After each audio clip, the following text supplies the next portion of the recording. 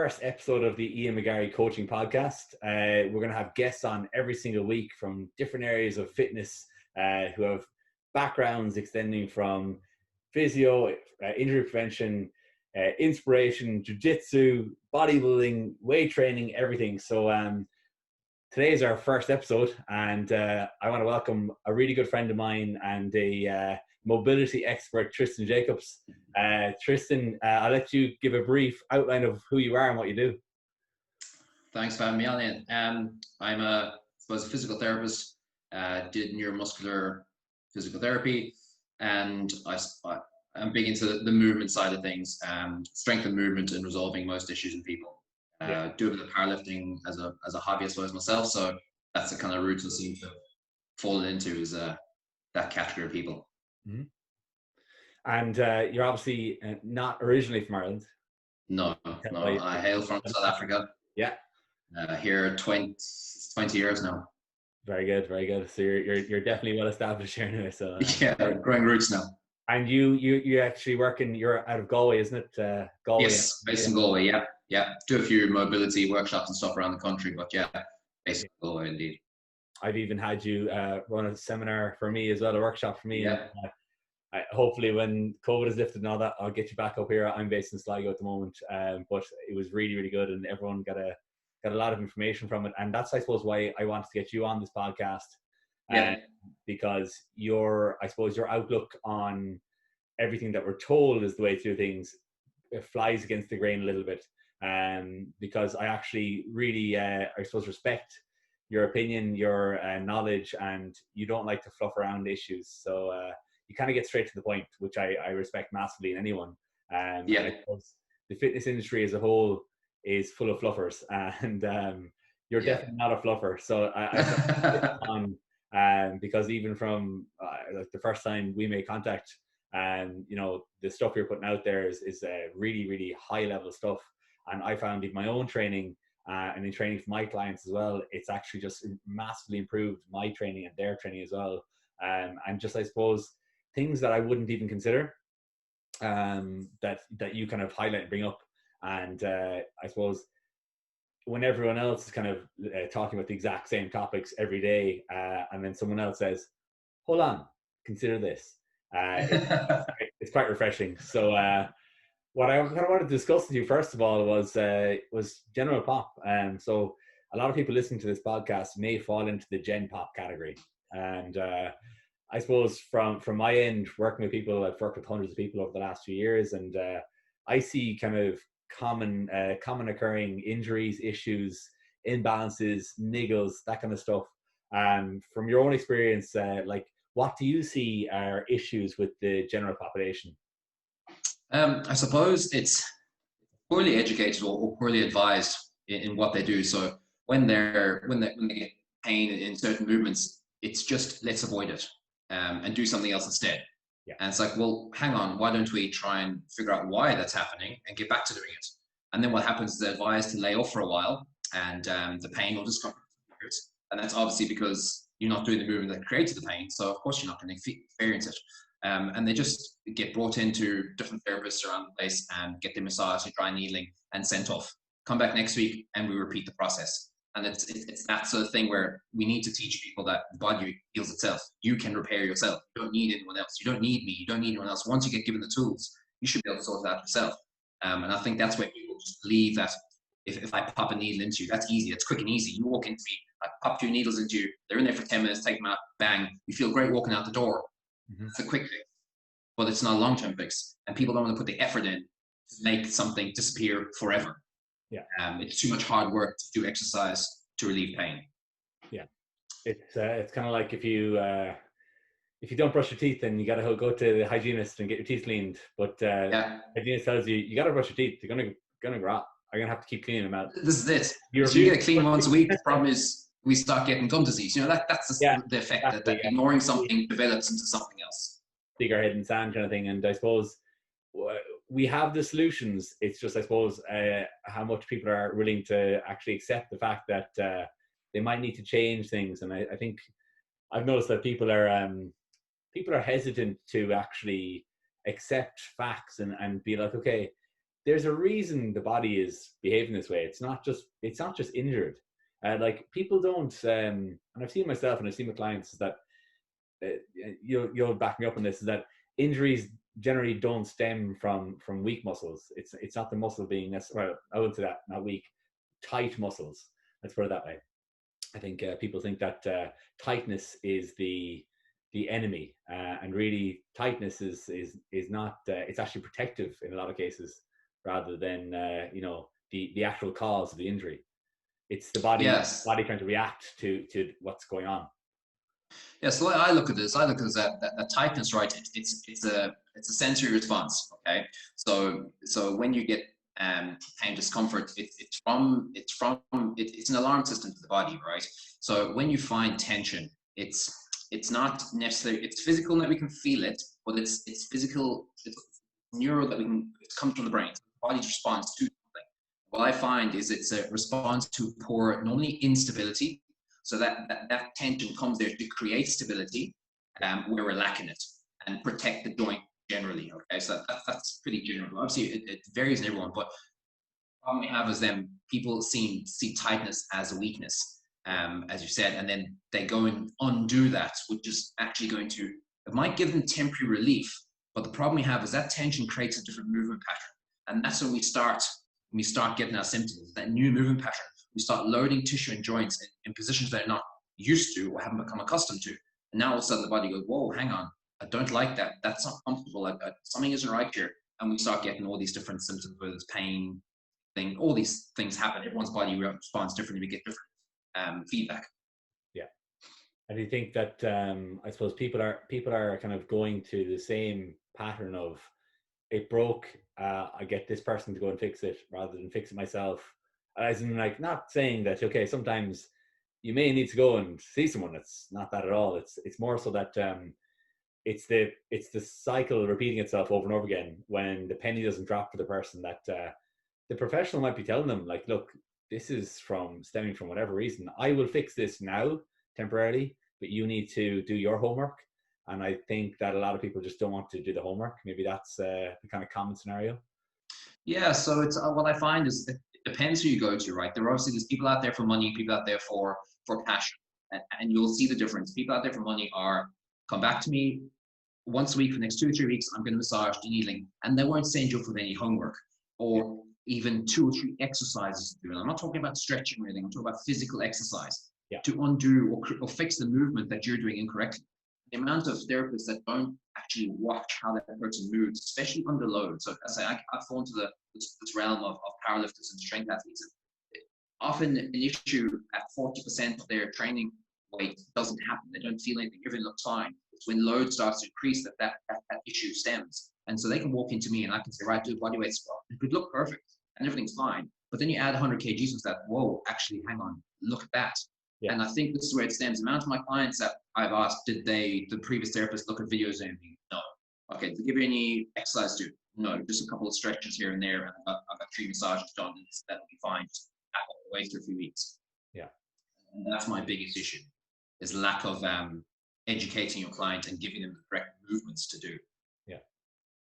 And in terms of like just Gen Pop as well, let's say the average, we're based in Ireland right now, but the average Irish male or female, for the average person, even who doesn't do any resistance training, but tends to, get the usual aches and pains, what are the most common scenarios where people end up with, like, achy backs, issues with shoulders, internal rotation, just poor posture? What are the biggest issues that you see day to day? Generally, the cause is lack of movement. In that situation, it's sitting as I'm doing now, except I'm sitting, my back's flat against the back of the chair, whereas people tend to punch forward and their whole upper back and neck kind of closes in and rounds. And what the body does is that it only gives the amount of length that tissue requires to move. And if you sit in a position for too long, and I'm talking, there's people now sitting 5 days a week for 9 hours a day at a computer. Everything is just on forward. Their back there's no support. Everything's slouched. So tissue in the front shortens, hip flexors shorten, glutes lengthen. All this kind of stuff happens. And then when we get up, it's like, oh, you can feel this weird, all this tension and sensations and stuff happening in the body when you eventually stand up. Never counteract that. We just keep in that position. And then what happens is we go to bed, we lie flat. Or what happens is we then go sit on the couch and watch TV. So at every point, we're just sitting in this 90-degree position all the time. And we're on our phones texting, shoulders round in. Or everything just comes forward and in. And we never go back the other way. We never lean backwards, never move our body out the way. You know? So we just need to think sometimes that if I'm spending 8 hours a day slumped forward, what happens if I spend 10, 15 minutes a day just moving in the other direction? Is maybe things might actually change, you know? It's a lack of movement that's causing these problems. It's postural in that you're stuck static in one position. Yeah, I kind of agree with you from what I see as well. Like I train a lot of people who are desk jockeys. They're stuck to desks all day, and you kind of ask them, I suppose, do you do anything to combat this? And they're like, no, not really. They might come and do training with me, like, you know, they'll do the training, or they might do a little bit of resistance training themselves. But I suppose you're probably the same. I kind of have a prerequisite for people that you know, I have a list of like anti-sitting exercises, and I'm sure you have as well, like a little list, but kind of key exercises just to keep the hips mobile, upper back as well, back of the shoulders, and just open things up a little bit. And it takes, like you said there, a few minutes a day, like, and it can be done actually, like you did a video for my private members group. It can be done literally while you're at your job, you know, provided you're not in maybe an open room and people think it's a bit weird, but even if they think it's a bit weird, you know, so what? But I'm sure you might start a trend.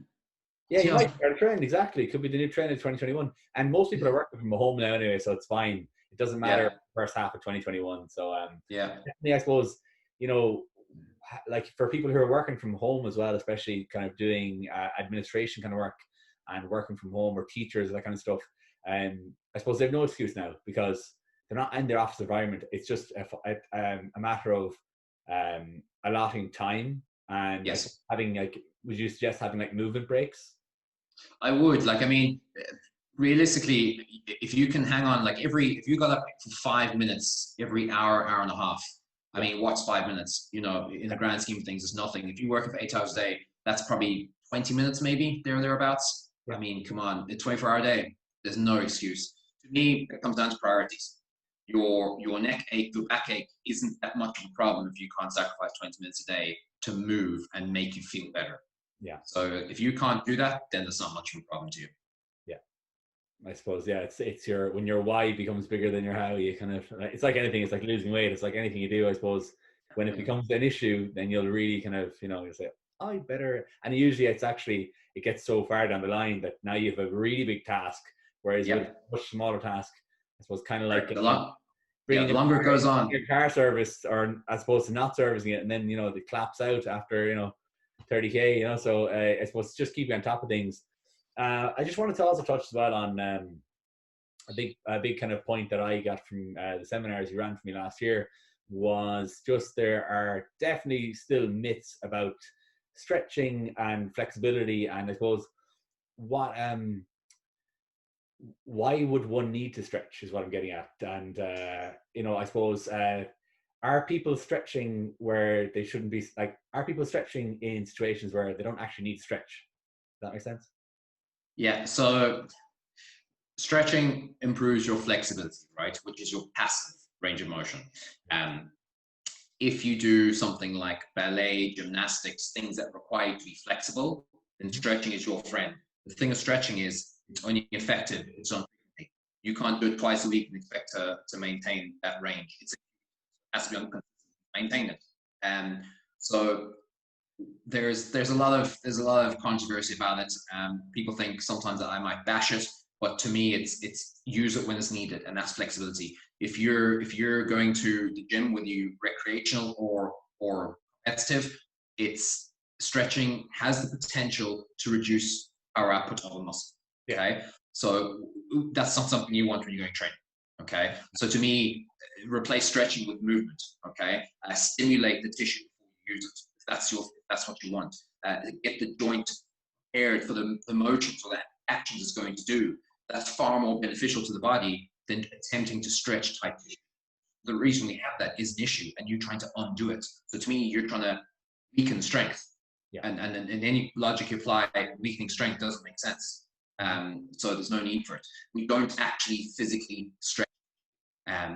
We don't have the physical ability to do so. It's too strong. We don't have that within us. I don't have the physical ability to rub your tissue to actually gain length into it either. That's all myth. There's enough evidence to say that. But anecdotally, look, people say if I stretch, I feel better and I train. Look, if you feel better doing it, then do it. I will never tell someone not to stretch, because we have to be careful that there's a psychological aspect that if I don't stretch today and I train and that session felt crap and I pulled a muscle, that's good. Well, no, it's just purely very coincidental, but it won't reduce risk of injury, won't make you lift more. It's, to me, stretching is warm-up. Warm-up is movement, preparation of movement. I think I know from my own training that I do, like, my routine before I train now is not a lot of, it's no stretching. It's none. I literally, I do the movement that I'm priming myself for, and I do plenty of, I suppose, ramp up sets for the movement. So if I do like a chest press movement, I'll ramp up set for that. Shoulder movement, a press movement, I'll ramp up set for that. I'll have gradual ramp ups, and then I'll just do more mobility work. I'll open the joint to ranges that I want it to go. Nothing forced. And even for legs, like I used to be criminal for doing like 30 minutes of stretching mobility work, I suppose, before doing leg training. And I'm no less mobile now doing none of that than I was then.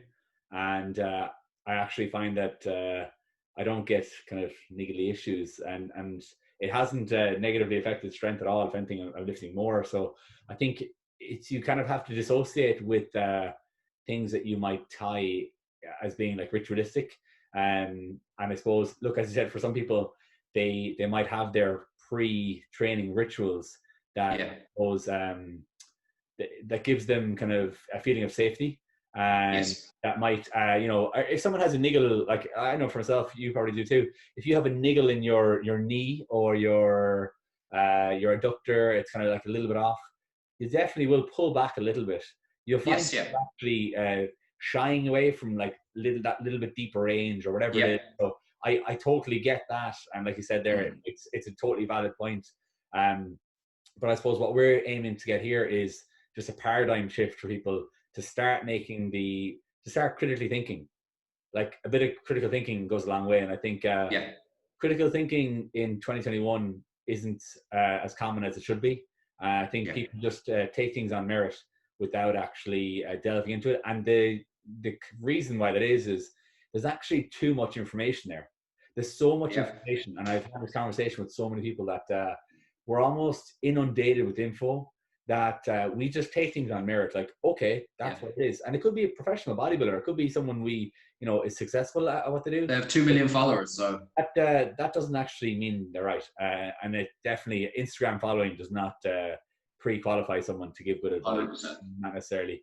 But I suppose I wanted to touch on that point because I wanted to set off a seed in people's head, and to start having that as food for thought, that you're stretching, literally, especially statically stretching, like lifting your leg up over the wall and like reaching for your toes. Actually, before you go running on a really cold morning and the weather is freezing now, that's probably the worst way you could ever warm up. Like, there's nothing worse than that. You better have to do nothing. Do you know, you could counter that whole lot by just literally standing on the spot, do 30 calf raises and do 20 steps of walking lunges and then go running. You've done just about enough in terms of, as opposed to say 10-15 minutes stretching. I still see people do that like every day, like, at least a week. I see that and I'm like, oh Jesus. But you see, what I believe in, and I say to people, I think stretching has become cultural as opposed to evidence-based or scientific or physiology or anything. It's just because it's been seen since God knows when that it was done. And as you say, someone with some sort of claim to fame or some famous person said that, Jesus is amazing, you need to do it. And it's just become a thing. Whereas no one even thinks about why they're doing it. What's the repercussions of doing it? It's just, well, he's doing it, so it must work. It's been grandfathered in, like, this is Yep. what people do. This is just what you do. Yeah, look, and I suppose we have far more like scientific data now than we ever had, and the data is there, especially for static stretching. Like, that's been shown over and over again.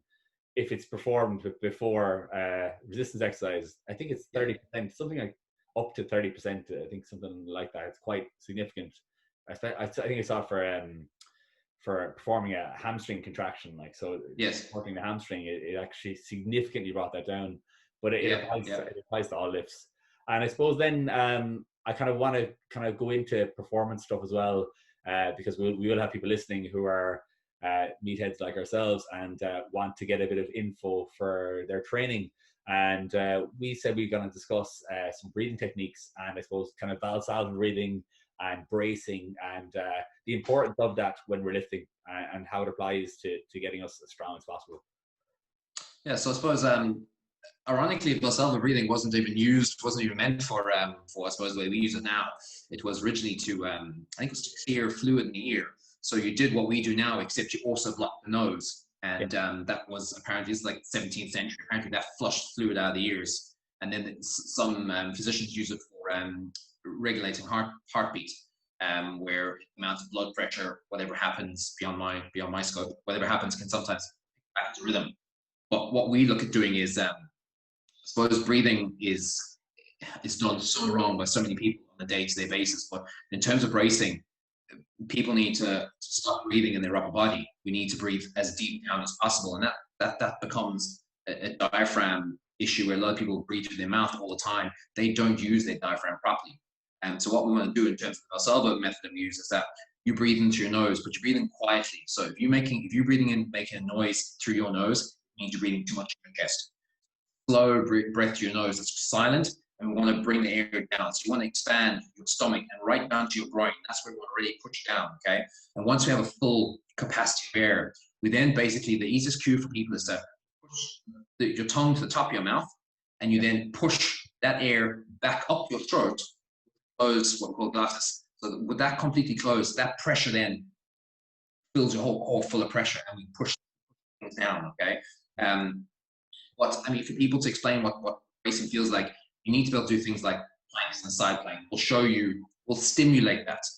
But proper deadlifting, proper squatting, and all variations is all as good for the core as doing the plank, if done correctly. And that protects I suppose the biggest thing is your back. It stops taking a position where everything just falls and caves in. It keeps everything nice and safe and solid. So what I say to people is you should learn how to lift. Don't even look at the belt. Leave a belt in the corner. You need to learn how to brace before you earn the right to wear a belt. If you can't brace that belt, you have no business putting a belt on. No more than if you can't do an exercise without a load, there's no point loading it. I totally agree. People ask me all the time about belts, and they say, should I wear a belt? Should I buy a belt? And I'm like, no, you haven't earned it yet. I think you have to earn it. It's like you can use it as a crutch or as a tool. Correct. Yeah. And I think it adds performance after a certain level. Yeah. You need to, as far as I'm concerned, you need to earn the right. Lifting isn't dangerous if done correctly. So a belt's not going to stop your back breaking. And all these, you see people, put a belt on, stop your spine snapping. That's never going to happen. Like, stop, In fact, you're more likely to injure yourself wearing a belt if you don't know how to brace. Yeah, it's kind of like if a 10-year-old kid wants to buy Ronaldo's football boots and they're like 350 quid and they can barely kick the ball, so they haven't really need them. Correct. Actually take a deficit. It's not going to make you better. It'll just cost the parents money, but it won't actually make the kid any better, really. Correct, yeah. And I think as well, like that's a really powerful point and a strong point just to get across. Again, to get people critically thinking a little bit. Like, I think that I always ask people this question. If you went to the gym, and I used to actually be this person, so this is why I ask it. If you went to the gym, could you train, let's say you always lift with a belt on for your heavy lifts, for your squatting, your deadlifts, overhead press, et cetera, et cetera. You use it for like bent over rows, everything. You use it for a lot of things. If you went to the gym one day and you forgot your belt at home, would you be upset? Could you train? I think some people actually would go like, you know what? I'm just going to do arms today because I Yeah. don't want to. Literally, like it sounds mad, but I think actual people would actually go like, oh, I can't train now. I might as well do arms, and I suppose then Yeah. oh, But that comes back to that psychological thing that, oh crap, if I don't have it, sure, I won't be able, I'm going to hurt myself, or you yeah, become reliant on it. As you say, is it a crutch or is it a tool? If it's yeah, a crutch, you can't train without it. That's not a place you want to be in, you know, because, well, I show some people, especially with things like lower back pain, and you get clients in there and you go, right, can you do just a regular plank for me there? And sure, they can't do 10, 15 seconds of a plank. And you're going, well, if you can't do 10 seconds of a plank of your own body weight, and I'm not talking about people that are, say, exceptionally heavy or anything like that, there's no physical reason why they can't. If you can't do 10, 15 seconds of your own body, you will not be able to squat, deadlift with correct form. yeah, You know, yeah. people should be, when you get to a level, you should be weighted planking, adding weights onto your back, and really, really driving that position. It's an accessory. If you can squat and deadlift properly, you'll be able to do a plank. Yeah. Yeah, I think that there's definitely like for some people an over reliance on equipment, and the same. And again, I'm saying this because I've been here before. I used to do these things. Yeah. Even like wrist wraps. Like I wouldn't do like I mean when I was like 19, 20, like I like incline dumbbell press like 55, 57 kilo dumbbells. That's pretty strong for like a 19-year-old. But like I got up to that point, and but I couldn't do it if I didn't have wraps. If I didn't have wrist wraps, I actually couldn't do it. Yeah. I couldn't actually hold the dumbbells in my hands. I couldn't hold them. And it's funny because I don't know whether I did it on purpose or I just forgot them one day and I just never did use them again. I haven't used wraps since I was 19, and I'm 30 now, so it's 11 years. And like I'm much stronger than I was at 19. But yes, I don't need wraps. I don't need wrist wraps. I need the belts, take it or leave it. Like, you know, I suppose if I'm going like really, really, really, really heavy, I would probably use one. But I can live without it. Like, it's not the end of the world. But so to me, like you should be able to work up to at least, I suppose, 60%, 70% of your working set without any equipment. Right. And then at least, and then even if it's just for a top set, that's fine. As if you're using them from the minute you load the bar, that's not great, because we're also starting to take away our own natural stabilizers, our natural tissue that does that job. You know, we still need to stimulate that, and that can be taken away when we start using other things as braces. We need to still get that stimulation, and then when we're coming to the risk of technique breakdown, then we can potentially use it. You know. Yeah, and the part, you know, with knee wraps as well. Like, obviously, if you're doing competitive powerlifting, and it's a tool that you're totally entitled to use, but I suppose on my side of things, I would look at people who are kind of in the muscle building, kind of hypertrophy side of things, bodybuilding kind of training, if you want to call it that. They will literally wrap the knees for leg pressing, for hack squatting, for a lot of movements. And I know why they're doing it. They're doing it, like, a lot of times they're doing it because they want to spring out of the bottom, so they don't actually have to work at the bottom. Top out. And when you're training for hypertrophy, you want that stimulus. If that's your goal, you want that. But the other thing I noticed too is I will talk to people who have niggly kind of injuries, and it feels a bit off.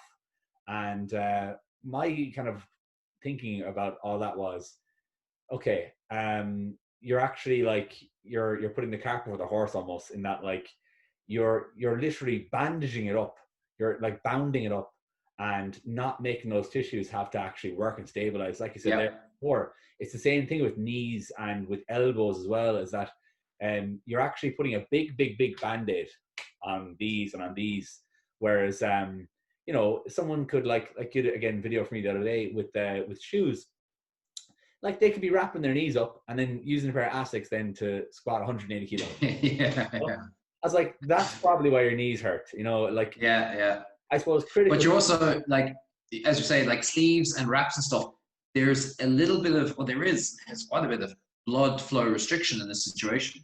So that can also be the reason why it doesn't hurt. You're not getting the blood flow to the area to get the response back to the system. So, you know, we don't feel it as such. And knee sleeves, elbow sleeves, wraps, they're not to protect you from injury. They're an additional tool get more out of you. They will not protect you from injury. That's not their job, you know. Yeah. They're a performance tool rather than a medical device. Yeah, and they change your movement pattern as well, so people don't take that into account. You know, you can't just go from squatting and throw on a pair of reps and expect to squat the same way and everything just go up. You know, it doesn't work. I actually, on that point there, a friend of mine, he damaged himself there, a pec injury, and it's kind of a common occurrence that I see with bench pressing and with squatting.